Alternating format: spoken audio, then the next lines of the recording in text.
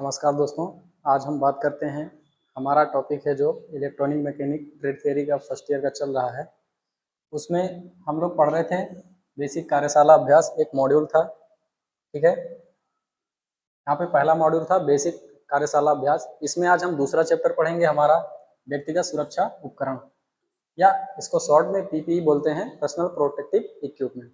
ठीक है, तो यानी कि इंडस्ट्री में जब भी हम काम करते हैं तो जो श्रमिक होते हैं उनकी सुरक्षा के लिए पर्सनल प्रोटेक्टिव इक्विपमेंट दिए जाते हैं। ठीक है, उनके बारे में आज हम लोग पढ़ेंगे, है ना। हाँ, तो हमारा यहाँ पे है पर्सनल प्रोटेक्टिव इक्विपमेंट। ठीक है, पहला टॉपिक है पर्सनल प्रोटेक्टिव इक्विपमेंट, व्यक्तिगत सुरक्षा। ठीक है, उपकरण।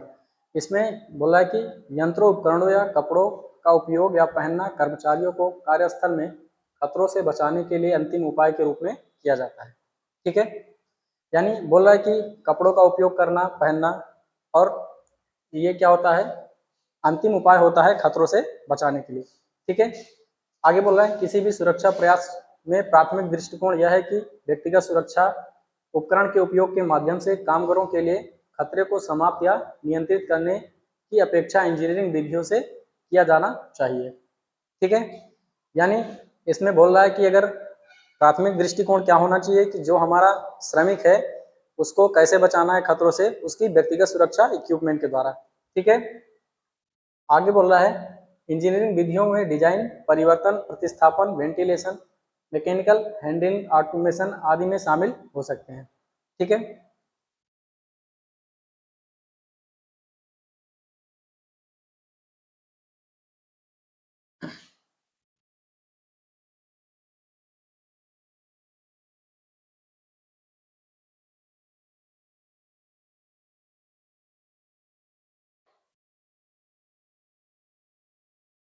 हाँ, यहाँ पे हमारा बोल रहा है आगे कार्यस्थल की सुरक्षा सुनिश्चित करने सुरक्षात्मक उपकरण का प्रभावी ढंग से व्यक्तिगत उपयोग करने के तरीके, उसके बारे में हमको बात करना है कि उपयोग करने के क्या तरीके हो सकते हैं। ठीक है, इसमें बोला है श्रमिकों को कार्यस्थल सुरक्षा की देखरेख करने वाली नियामक एजेंसियों से जो उनकी कार्यशाला क्षेत्र में विशिष्ट सुरक्षा जानकारी रखती हैं से अप टू डेट रहना चाहिए। ठीक है, यानी बोल रहा है कि यहाँ पे जो हमारा कार्यशाला है वहाँ पे जो श्रमिक काम करते हैं, ठीक है, उनको क्या करना चाहिए, जो ऐसी एजेंसियां होती हैं जो सुरक्षा के बारे में हमको बताती हैं, उससे क्या होना चाहिए, श्रमिकों को अप टू डेट रहना जरूरी है। ठीक है, ताकि उसको सुरक्षा के बारे में नई नई जानकारियों का पता चल सके, है ना। आगे बोल रहा है कि पीपीई का सर्वोत्तम उपयोग कैसे करें, इस पर कार्यक्षेत्र में लागू सुरक्षा जानकारी जो हो सकते हैं के लिए सभी उपकरण टेक्स्ट संसाधनों का उपयोग करना। ठीक है, पीपी का सर्वोत्तम उपयोग कैसे करना है उसके बारे में जो भी जानकारी वहां से मिलती है उससे अपडेट रहना है हम लोग को। ठीक है, आगे हम लोग बात करते हैं पीपी के वर्गीकरण के बारे में। ठीक है, अगला टॉपिक है हमारा पीपीई का वर्गीकरण। ठीक है, यानी कि पर्सनल प्रोटेक्टिव इक्विपमेंट के प्रकार कौन कौन से हैं। पहला है हमारा गैर श्वसन प्रकार का। ठीक है, नॉन रेस्पिरेटरी टाइप का जो हमारा पीपीई है उसके बारे में बात करेंगे।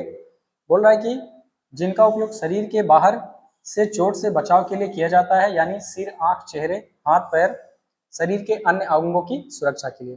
ठीक है, यानी ऐसे अंगों की सुरक्षा करना जो श्वसन तंत्र में शामिल नहीं है, जैसे हाथ, पैर, आंख, सर, ये सब हो गया, ये हमारे नॉन रेस्पिरेटरी में आते हैं। ठीक है, दूसरा हमारा वर्गीकरण है श्वसन। ठीक है, जो रेस्पिरेटरी से संबंधित है, यानी सांस लेना और सांस छोड़ने से संबंधित है। इसमें बोल रहा है जिनका उपयोग दूषित हवा के अंदर लेने से होने वाले नुकसान से सुरक्षा के लिए किया जाता है। ठीक है, यानी दूषित हवा को जब हम अंदर लेते हैं या बाहर छोड़ते हैं तो उससे वाले नुकसान से बचने के लिए हमको क्या करना है, रेस्पिरेटरी प्रकार की पीपी किट लेना है। जैसे माउथ मास्क हम लोग लगाते हैं ना, उससे क्या होता है, जहरीली गैस अंदर नहीं जाती है। ठीक है, आगे बोल रहा है व्यक्तिगत सुरक्षा उपकरण पर दिशा निर्देश संयंत्र प्रबंधन को खतरे से व्यक्तियों की सुरक्षा के संबंध में एक प्रभावी कार्यक्रम बनाए रखने में सुविधा प्रदान करने के लिए जारी किए जाते हैं, जिन्हें टेबल 1 में सूचीबद्ध इंजीनियरिंग विधियों द्वारा समाप्त या नियंत्रित नहीं किया जा सकता है। ठीक है, नीचे हमारा टेबल 1 दिया गया है। ठीक है, इसमें पीपीई के बारे में बताया गया है कि कौन कौन सा पीपीई उपकरण हम लोग इस्तेमाल करते हैं। ठीक है। तो पीपीई में हमारा है पहला हेलमेट है, दूसरे में है सुरक्षा जूते जो पैर के लिए इस्तेमाल किए जाते हैं, तीसरा है हमारा श्वसन सुरक्षा उपकरण जो हम सांस लेने में जो बाधा आती है उसके लिए हम लगाते हैं, जैसे माउथ मास्क हो गया, सांस लेने में सहायता करता है। चौथा प्रकार का है भुजाओं और हाथों की सुरक्षा के लिए, जैसे हाथ की सुरक्षा के लिए ग्लव्स आते हैं। ठीक है। और है हमारा आंखों और चेहरों की सुरक्षा के लिए, आंखों की सुरक्षा के लिए गॉगल्स आते हैं, और चेहरे की सुरक्षा के लिए हमारे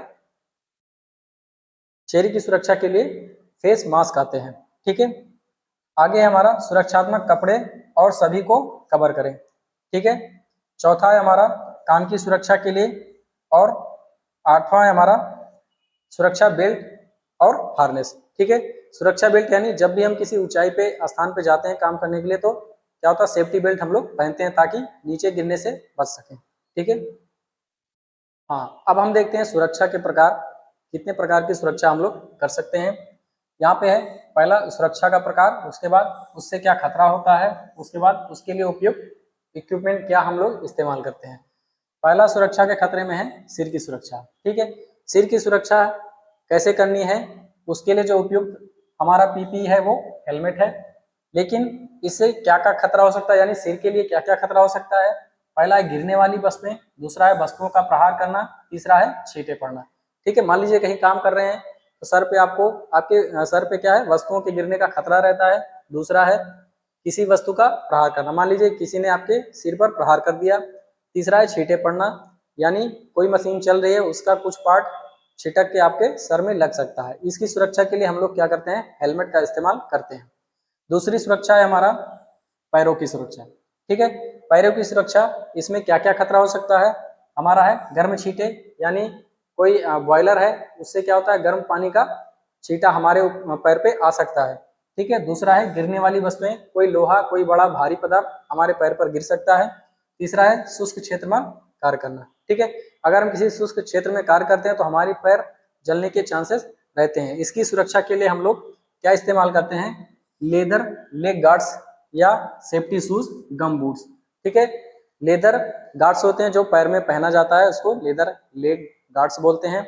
और हमारा दूसरा इक्विपमेंट होगा सेफ्टी शूज, यानी ऐसा शूज होता है जो क्या आगे उसके मेटल से बना होता है, यानी मेटल और चमड़े दोनों से मिलके बनते हैं जो सेफ्टी के लिए इस्तेमाल होते हैं। ठीक है।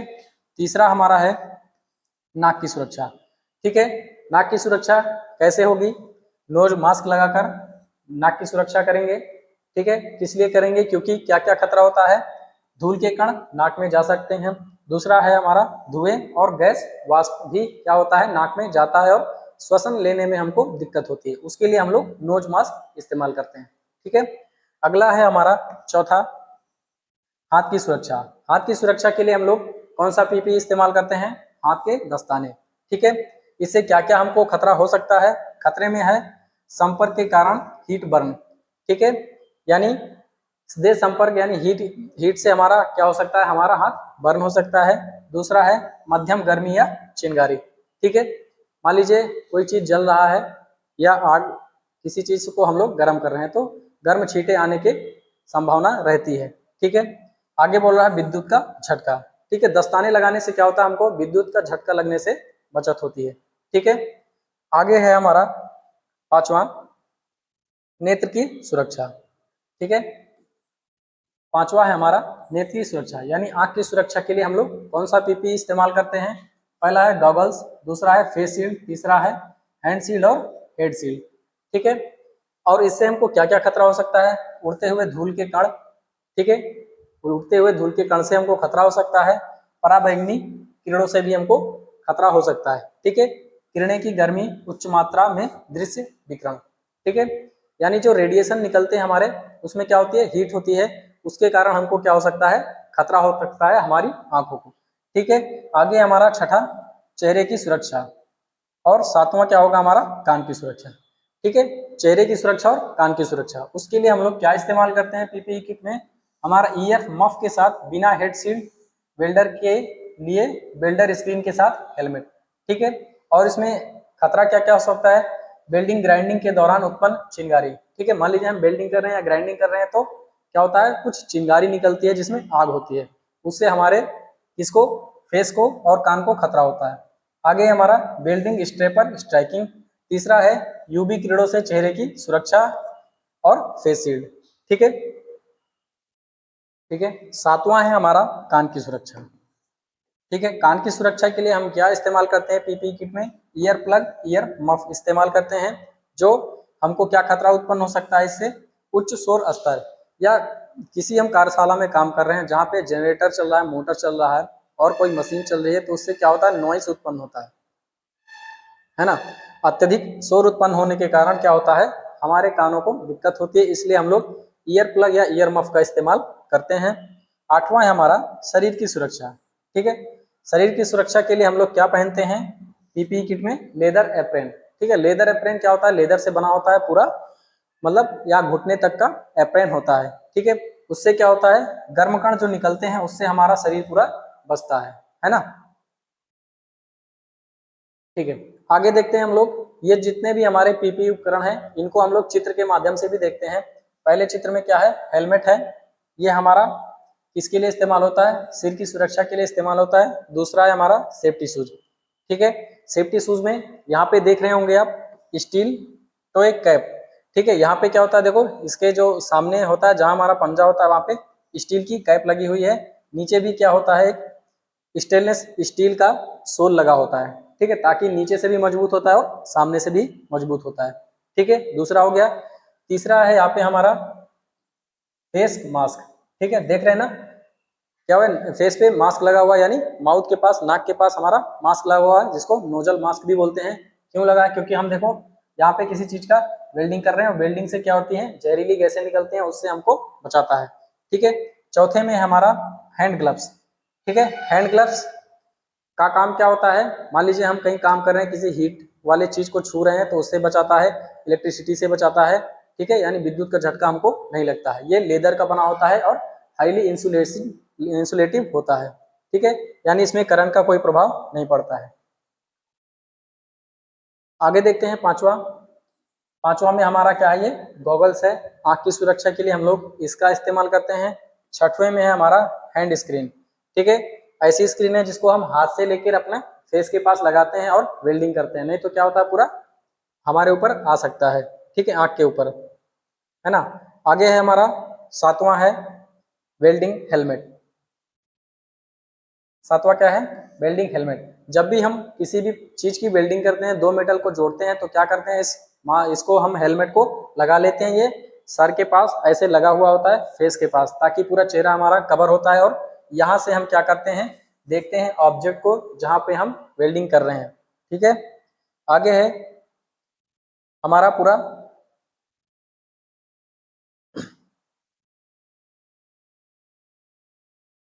हाँ, नौ वाला है पूरा। यहाँ पे क्या पूरा प्रोटेक्ट करने के लिए है पूरा बॉडी को। यहाँ पे देख रहे हैं ना, पूरा एकदम है क्या? यहाँ पे फेस के लिए लगाया हुआ है, पूरा चेहरा ढका हुआ है, पूरी बॉडी ढकी हुई है और पूरा हमारा लेग ढका हुआ है। इसको बोलते हैं लेग गार्ड्स। ठीक है, यानी पूरी बॉडी को कवर करने के लिए पूरा सिस्टम है, पीपीई किट है हमारा। ठीक है, इसमें एक और है हमारा, क्या बोलते हैं? एप्रॉन। क्या है ये हमारा? एप्रॉन। ठीक है, एप्रॉन का क्या काम होता है? ये घुटने से ऊपर तक रहता है। ठीक है, लेदर का बना होता है, जो गर्म कण से, चिंगारी से हमारे बॉडी को बचाता है।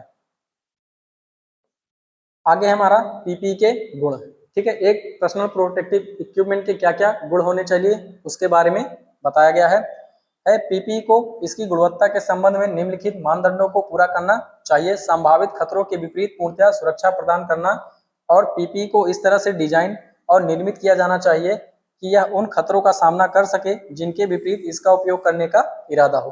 ठीक है, यानी इसमें बोल रहा है कि पीपी की गुणवत्ता इतनी अच्छी होनी चाहिए कि जिस भी चीज के विपरीत हम इसका इस्तेमाल कर रहे हैं, आसानी से उसका विरोध कर सके या उसके एवज में हमको प्रोटेक्ट कर सके। ठीक है, ऐसी क्वालिटी होनी चाहिए हमारे पीपीई किट की। ठीक है, आगे हम लोग देखते हैं पीपीई के चयन के लिए कुछ शर्तों की आवश्यकता है। ठीक है, पीपीई किट का चयन करना है हमको, उसके लिए क्या क्या शर्तें होनी चाहिए? पहली शर्तें हैं खतरों की प्रकृति और गंभीरता। ठीक है, खतरों की प्रकृति यानी खतरा कैसा है और उसकी गंभीरता कैसी है, उसके आधार पे हमको पीपीई किट चयन करना चाहिए। आगे है संदूषक का प्रकार, उसकी सघनता, सांस लेने योग्य हवा के स्रोत के संबंध में दूषित क्षेत्र का स्थान। ठीक है, यानी जो भी हमारे दूषित क्षेत्र के स्थान है, वहाँ सांस लेने की क्या योग्यता है, मतलब कैसी वहाँ पे इन्वायरमेंट है, कैसा वातावरण है उसका, उसके हिसाब से भी हमको पीपीई किट का चयन करना चाहिए। आगे है पीपीई का उपयोग करते समय श्रमिक की अपेक्षित गतिविधि और काम करने की अवधि, श्रमिक का आराम। ठीक है, पीपीई का चयन करते समय ऐसा हमको पीपीई बनाना है ताकि श्रमिक की जो कार्य करने की गतिविधि हो उसमें बाधा ना आए। ठीक है, आगे है पीपीई की परिचालन विशेषताएं और सीमाएं। ठीक है, पीपीई परिचालन की क्या विशेषता होनी चाहिए और उसकी सीमाएं क्या होनी चाहिए। पीपीई ऐसा होना चाहिए कि रखरखाव और सफाई में आसानी हो। ठीक है, हमको ऐसा पीपीई किट बनाना है जिससे क्या हो, रखरखाव में उसकी आसानी हो और साफ सफाई करने में आसानी हो। और दूसरा क्या है, भारतीय अंतर्राष्ट्रीय मानकों के अनुरूप और परीक्षण प्रमाण पत्र की उपलब्धता। ठीक है, ऐसा पीपीई किट हमारे पास होना चाहिए जो इंडियन स्टैंडर्ड और इंटरनेशनल स्टैंडर्ड के अनुरूप होना चाहिए और उसकी वैलिडिटी हमारे पास होनी चाहिए, प्रमाण पत्र उसका होना चाहिए। ठीक है, आगे हम लोग देखते हैं पीपीई का उपयोग। ठीक है, पीपीई का उपयोग कैसे करना है, क्यों करना है। ठीक है, उचित प्रकार के पीपीई का चयन करने के बाद यह आवश्यक है कि श्रमिक इसे पहने। अक्सर श्रमिक पीपीई का इस्तेमाल करने से बचते हैं। ठीक है, उचित प्रकार के पीपीई, मान लीजिए हमने कोई श्रमिक है उसने क्या किया कि पीपीई को परचेज कर दिया, लेकिन अब क्या होता है कि श्रमिक इसको पहनने से बचते हैं, लेकिन ऐसा नहीं करना चाहिए। ठीक है, आगे है निम्नलिखित कारक इस समस्या का समाधान को प्रभावित करते हैं। कौन कौन से कारक हैं। पहला है पीपी का उपयोग करने की आवश्यकता श्रमिक किस हद तक समझता है। ठीक है, यानी बोल रहा है कि पीपी का उपयोग करने के लिए श्रमिक को समझना चाहिए कि हाँ पीपी का इस्तेमाल करना चाहिए। ठीक है, आगे है सामान्य कार्य प्रक्रियाओं में कम से कम हस्तक्षेप के साथ पीपी को आसानी और आराम से पहना जा सकता है। ठीक है, बोला है कि सामान्य कार्य की प्रक्रिया में कम से कम हस्तक्षेप के साथ पीपी को आसानी से हम लोग पहन सकते हैं और उसका इस्तेमाल भी कर सकते हैं। ठीक है, कई श्रमिक सोचते हैं कि हम पीपी को पहनेंगे तो काम करने में हमको दिक्कत होगी, लेकिन ऐसा नहीं होता है, वो ऐसा ही सुलभ बनाया जाता है कि उसको पहन के हम काम कर सकते हैं आसानी से। ठीक है, आगे है उपलब्ध आर्थिक, सामाजिक और अनुशासनात्मक प्रतिबंध जिनका उपयोग श्रमिक के रवैये को प्रभावित करने के लिए किया जा सकता है। ठीक है, आगे है इस समस्या का सबसे अच्छा समाधान यह है कि प्रत्येक कर्मचारी के लिए पीपीई पहनना अनिवार्य कर दिया जाए। ठीक है, ऐसी समस्याएं आती हैं कि प्रत्येक कर्मचारी, कोई कोई कर्मचारी होता है, कोई कोई श्रमिक होता है पीपीई पहनने की इच्छा नहीं रखता है, वो सोचता है कि इससे हमको काम करने में दिक्कत आएगी, लेकिन ऐसा होता नहीं है। तो उसके उपाय करने का सबसे बढ़िया तरीका क्या है कि सबको पीपीई पहनना अनिवार्य कर देना चाहिए अपने कार्यशाला में। ठीक है, जिससे सब लोग पीपीई पहनेंगे। आगे है अन्य जगहों पर शिक्षा और पर्यवेक्षण को तेज करने की जरूरत है जब श्रमिक के समूह को पहली बार पीपीई जारी किया जाता है। ठीक है, बोला है कि जब श्रमिक को पहली बार पीपीई दिया जाता है तो उसके बारे में अच्छे से उसको बताना चाहिए कि हाँ इसको पहनने से क्या क्या फायदे हैं और क्या क्या लाभ हो सकते हैं। ठीक है, और कैसे उससे हम इस्तेमाल करने से घटनाओं से या दुर्घटनाओं से बच सकते हैं। ठीक है, तो हमारा यहाँ पे पीपीई का पूरा एक टॉपिक जो था छोटा सा ही था, खत्म हो गया है।